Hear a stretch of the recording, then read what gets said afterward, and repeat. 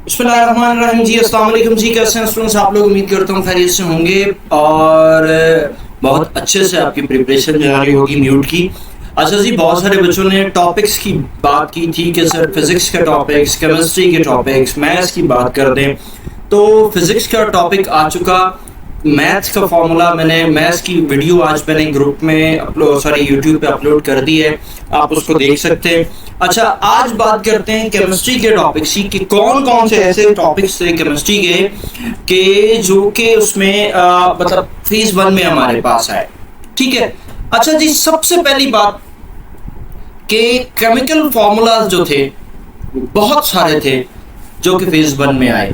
ठीक है, जिसमें ग्लूकोज का, सल्फ्यूरिक एसिड का, डाइक्लोरोमीथेन का, पीकेन का, ठीक है, फिर सोडियम कार्बोनेट का फॉर्मूला लिखा हुआ था, फिर नाइट्रिक एसिड का, जिप्सम का, अल्केन का, डाइक्लोरोमीथेन का फॉर्मूला, इथाइल क्लोराइड का, सल्फ्यूरिक एसिड का, सल्फर का और जिप्सम का। ठीक है। अच्छा, आगे चले, थोड़ा और भी है मेरे पास। Formula of the methanol, formula of the phenol, chemical formula of the washing soda, ethyl alcohol, bleaching powder और कुछ ये एक सैंपल का भी आया था कि एल किससे को रिप्रेजेंट करते हैं। तो पहले टॉपिक में आपने क्या करना है कि बहुत सारे फॉर्मूलाज तो वो हैं जो इसमें आ चुके, उसे याद कर लें। तो सबसे पहले तो आपने क्या करना है कि केमिकल फॉर्मूला याद करना है। ठीक है, केमिकल फॉर्मूला आपने याद करने। उसके बाद फॉर्मूला याद करने के बाद फिर उसके बाद बहुत सारी कुछ चीजें ऐसी हैं जिसमें सैंपल्स याद करने हैं, कुछ मेजर के जो कि केमिस्ट्री में ज्यादातर यूज हो रहे हैं। जैसे ये नाम बहुत यूज हुए हैं केमिस्ट्री की बुक में, आप खोलेंगे तो बहुत सारे यूज हुए हैं। एक तो पीरियोडिक टेबल में, वो तो सारे हैं, सारे नहीं याद करने हैं, उसमें जो यूज हुए हैं ज्यादातर वो यूज करें। अच्छा, खास करके फॉर एग्जाम्पल ये पूछ लिया जाए कि जनाब सोडियम Na किसका है, तो आपको पता है कि जनाब ये सोडियम का है, हालांकि इसमें ऐसा है ही नहीं, फिर भी है। इसी तरह Cl किसका है, तो क्लोरीन का है। ठीक है, ये मैं थोड़ा लिख भी देता हूँ यहाँ पे, क्लोरीन का है। इसी तरह आपके पास जो है वो C किसका है, तो कार्बन का है। ठीक है, इस तरह बहुत सारे कुछ वो सिंबल्स जो कि हमारे पास आए हैं, जो कि बुक में ज्यादातर यूज हुए हैं, इन्हें याद करें, इन्हें इन पर काम करें, देन फिर जो है वो कोई ना कोई इसमें से हल निकलेगा। और क्योंकि ऑफ कोर्स अगर ये इतने सारे क्वेश्चंस आए हैं तो उम्मीद यही कर लो कि अगले टेस्ट में भी इनसे रिलेटेड कोई क्वेश्चन तो जरूर हमारे पास आ रहा होगा। उसके बाद चलते हैं ऑर्गेनिक केमिस्ट्री पे। ऑर्गेनिक केमिस्ट्री के बहुत सारे क्वेश्चन आ गए। अच्छा, एक क्वेश्चन तो आपके पास आया कि सैचुरेटेड एंड नॉन सैचुरेटेड क्या होते हैं। ठीक है, फिर उसके बाद एक क्वेश्चन आया कि आपके पास इथीन के बारे में क्या है, इथीन के बारे में क्या है, ये सब कुछ आपके पास आ गए। कीटोन का फॉर्मूला आपसे पूछा, ऐसे हाइड्रोकार्बन बताएं जिसको जो वाटर में डिसॉल्व होते हैं। ठीक है, ऐसे कंपाउंड्स जो कि फॉर्मूला तो सेम रखते हैं लेकिन अरेंजमेंट अलग अलग रखते हैं, उन्हें क्या कहते हैं, आइसोमर्स कहते हैं। ठीक है, अगर हम इथीन की हाइड्रोजिनेशन कराते हैं तो क्या होगा, इथेन बन जाएगा। ओके, अब ये चीजें आपको याद करनी है। अब अगर आप इस पे देखेंगे तो आपको सिंपल इसकी शॉर्ट बेसिक्स आपको लाजमी पढ़नी है। ठीक है, अगर आप इसकी बेसिक्स नहीं पढ़ते तो इसका मतलब ये है कि ये बात नहीं बनेगी। इसकी बेसिक्स आपको लाजमी पढ़नी पड़ेगी। बेसिक्स पे फोकस करें, बेसिक्स के बारे में जानें तो आपके पास कुछ चीजें क्लियर हो जाएंगी। इसका मतलब ये है कि ऑर्गेनिक केमिस्ट्री इंपॉर्टेंट है। इसमें यह देखना है कि सैचुरेटेड क्या है, अनसैचुरेटेड क्या है। ठीक है, अल्कीन क्या है, अल्कीन क्या है, ठीक है, अल्काइन क्या है, ये स्पेलिंग में मिस्टेक है। ठीक है, अल्काइन क्या है, इसके बारे में थोड़ा सा टच लाजमी दें, चीजों के बारे में लाजमी पढ़ें। ठीक है, सिंगल बॉन्डिंग कहाँ होती है, डबल बॉन्ड कहाँ होता है, ट्रिपल बॉन्ड कहाँ होता है। यानी जस्ट लाइक अगर हम कहते हैं कि अनसैचुरेटेड जो होता है वो डबल एंड ट्रिपल बॉन्ड में होता है, और बाकी जो है वो आपके पास सैचुरेटेड जो होता है वो आपके पास अल्केन में होता है, तो इसका मतलब सिंगल बॉन्डिंग में होता है। तो ये कुछ चीजें हैं। हालांकि मैं फिजिक्स का बहुत अच्छा लेक्चर नहीं, वो केमिस्ट्री का बहुत अच्छी नोहाव नहीं रखने वाला, मैं फिजिक्स का ये टीचर हूँ, लेकिन जो टॉपिक्स थे वो मैंने ढूंढे, लिखे, तो ये हम कर सकते थे, ये मैं कर सकता हूँ, और मैंने इसीलिए आपको ये चीजें बताई कि ये टॉपिक्स आपको अपने पास लिख लो ताकि आपको याद आ जाए। आपको 1-2 दिन है उसमें आप रिवाइज करो। अच्छा जी, एक और बात कि हाइड्रोकार्बन की चेन अगर OH के साथ रिएक्ट करती है तो क्या बनेगा? अल्कोहल बनेगा। कार्बन वो हाइड्रोकार्बन डिसॉल्व इन वाटर, कौन सा हाइड्रोकार्बन है जो कि वाटर के अंदर डिसॉल्व होता है? तो बेंजोइक एसिड है जो कि होता है। इसका मतलब ये है कि वो भी देखेंगे कौन कौन से हाइड्रोकार्बन पानी में डिसॉल्व होते हैं और कौन कौन से नहीं होते। इस पर थोड़ा सा आपने जो है वो एक दफा रिव्यू लेना है।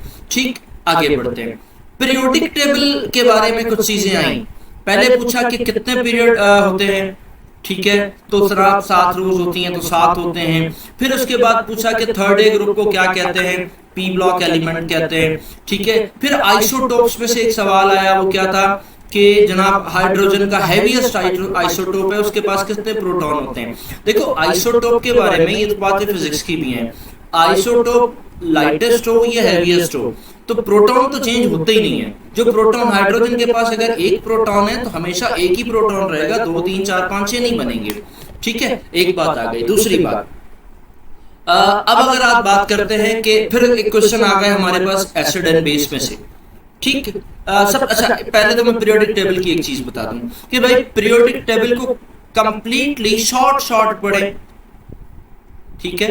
कंप्लीट ब्रीफिंग ले लें इसकी कि इसके पीरियड कितने हैं, इसके ग्रुप्स कितने हैं, ठीक है, कौन सा ग्रुप्स मेटल है, कौन सा ग्रुप नॉन मेटल है, ठीक है। तो ये सारी हल्की हल्की सी चीजें जो है आपके पास जो भी पॉइंट होगा उसको एक दफा रिव्यू लाजमी लें ताकि मतलब इसमें से क्वेश्चन बनता हुआ नजर आ रहा है। फिर एसिड बेस में से कुछ एक क्वेश्चन आया था कि NaCl जो है वो न्यूट्रल सॉल्ट है, येलो मिथाइल जो है वो वीक बेस है।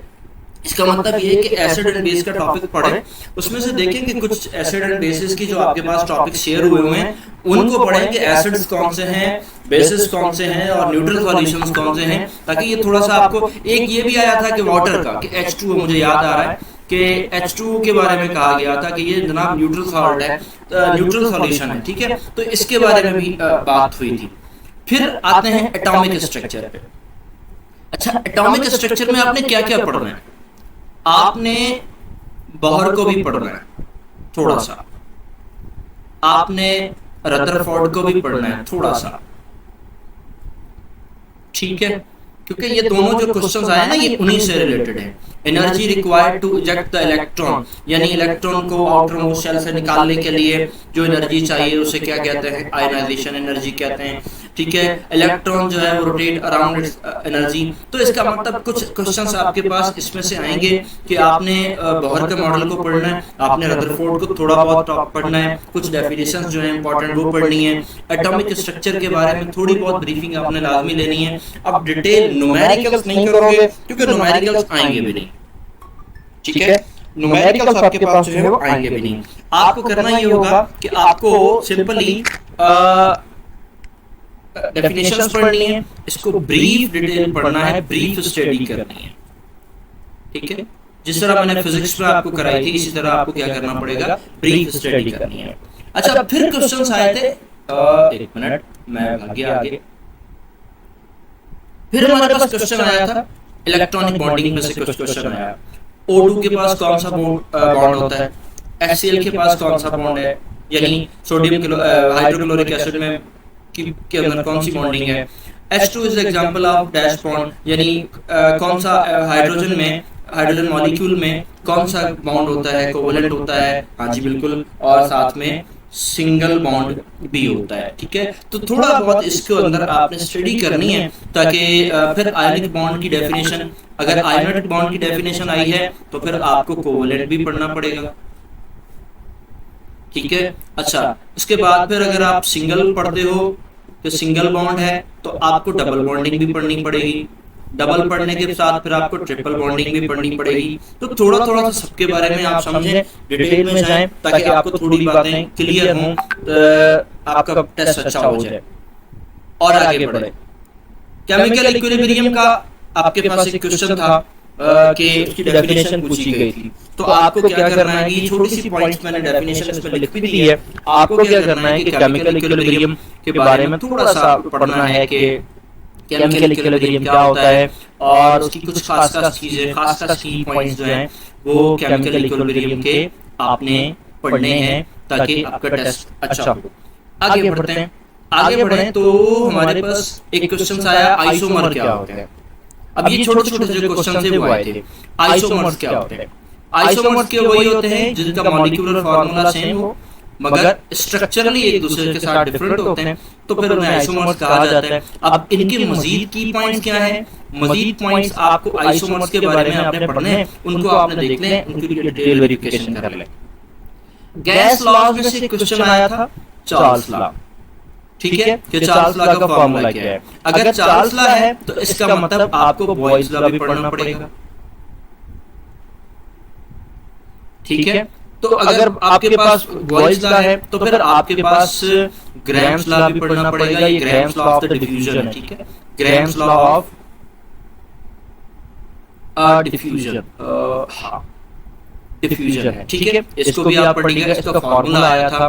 तो ये वाली बातें कुछ कुछ आपने गैस लॉज को आपने डिटेल में थोड़ा थोड़ा सा पढ़ लेना है।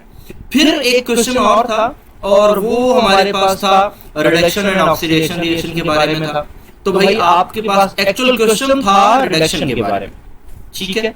तो भाई जब रिडक्शन पढ़नी है तो फिर ऑक्सीडेशन भी पढ़े, दोनों के बारे में आपने हल्का हल्का सा ब्रीफ करना है, डिटेल जानी है, क्योंकि 2 दिन हल्का हल्का सा इसलिए कह रहा हूँ क्योंकि आपके पास 2 दिन है और इन 2 दिनों के अंदर छोटा मोटा आपने डिटेल में चले जाना है ताकि आपकी जो है वो बातें क्लियर हो जाए। फिर आ जाते हैं स्टेशियोमेट्री। स्टेशियोमेट्री के बारे में जो क्वेश्चन आया था वो उसकी डेफिनेशन आई, ठीक है। तो अब आपको स्टेशियोमेट्री के बारे में थोड़ा सा उसकी डेफिनेशन पढ़ लें और उसको ब्रीफली एक बार रिव्यू ले लें, ठीक है, ताकि आपको स्टेशियोमेट्री का समझ में आ जाए। फिर एक और क्वेश्चन था जो कि पीएच वैल्यू पे था कि न्यूट्रल सॉल्यूशन यहाँ लिखा हुआ था वाटर, ठीक है, और आपके पास है 25 डिग्री सेल्सियस पे उसकी जो है वो पीएच क्या होती है, तो उसकी पीएच 7 होती है। तो इसका मतलब ये हुआ कि पीएच वैल्यू के बारे में आपको पढ़ना पड़ेगा और पीएच के टॉपिक को आपको देखना होगा ताकि आपके पास मजीद कोई क्वेश्चन आता है। देखो हो सकता है ये सेम क्वेश्चन ना आए, तो नहीं आता तो अगर ये क्वेश्चन नहीं आया तो आप बोलेंगे जनाब सर ये क्वेश्चन क्यों नहीं आया, तो इसके क्वेश्चन तो ये सेम नहीं आएगा, लेकिन ये होगा कि आपको मजीद कुछ चीजें इससे पढ़े। अच्छा जी, एक उस गैस का नाम बताएं जो कि वेल्डिंग में यूज होती है, ये क्वेश्चन था।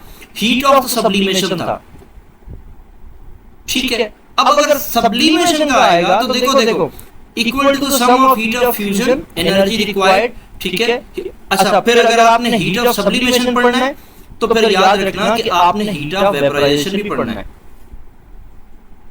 ठीक है। इसको भी आपने लाजमी पढ़ना पड़ेगा ताकि आपके मजीद चीजें जो भी हैं उसको आपने डिटेल में पढ़ना है, क्योंकि इस बार अगर सब्लिमेशन की बात हुई है हो सकता है कि अगली बार सब्लिमेशन की बात ना हो, अगली बार दफा में जो है वो वेपराइजेशन की बात हो जाए। तो अगर वेपराइजेशन की बात होगी तो फिर क्या करोगे कि सर आपने सब्लिमेशन बताया था, नहीं, फिर आपने इन सारी चीजों को पढ़ना है, ठीक है, कि आपके पास क्या क्या चीजें हैं उसको आपने पढ़ना है। अच्छा, अगर आपने वेपराइजेशन पढ़नी है तो फिर आपने हीट ऑफ फ्यूजन भी पढ़ना है, ये भी आपको पढ़ना पड़ेगा, ठीक है। तो ये तीनों चीजें आ गई। आज अगर हीट ऑफ सब्लिमेशन आता है तो हो सकता है कल हीट ऑफ फ्यूजन पूछा हो, फिर हो सकता है कि हीट ऑफ वेपराइजेशन आ जाए। तो जस्ट एफर्ट। तो जनाब ये तो छोटे से टॉपिक, एक छोटी सी वीडियो थी, इसमें मैं आपसे सिंपल टॉपिक शेयर कर रहा था, समझा मैं आप लोगों को टॉपिक नहीं रहा था, टॉपिक शेयर कर रहा था कि इसको किस तरह पढ़ना है। तो इसकी स्टडी करें, मेहनत करें और होप सो इंशाल्लाह आपका टेस्ट बहुत अच्छा होगा। इंशाल्लाह आज हम जहाँ तक वीडियो इंग्लिश की भी डाल देंगे तो अल्लाह करे कि हम सारी चीजों का मटेरियल आज डाल देंगे इंशाल्लाह। तो जनाब दुआ में याद रखिएगा। अल्लाह हाफिज़।